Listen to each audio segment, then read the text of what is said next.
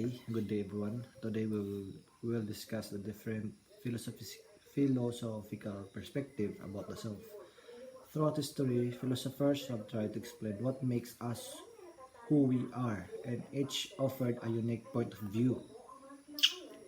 We have Socrates. Socrates believed that the true self is not the body, but the soul. For him, the soul is the seat of knowledge and morality and knowing oneself in the beginning of wisdom.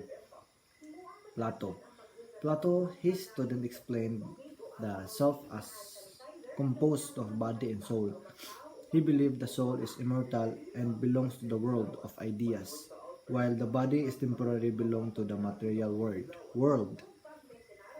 Aristotle. Aristotle disagreed with Plato. For him, the self is a psyche which cannot be separated from the body. He saw the soul as the essence that gives life and purpose to human being. Saint Augustine. During the Christian era, Saint Augustine taught that the self is centered of our relation with God. According to him, the true self can only be discovered by turning inward and upward toward God. René Descartes.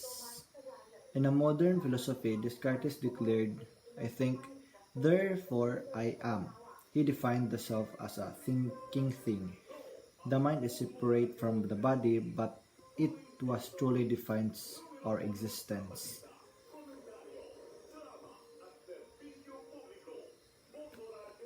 Immanuel Kant. Kant believed the self is unified consciousness that makes experience possible. Even though our perceptions change, the self organize them into a single coherent identity. Sigmund Freud. Finally, Freud, the father of psychoanalysis, described the self as divided into three parts: the ID, desire; the ego, the realistic self; and the superego, the moral self. The self for Freud is shaped by the interaction of these three.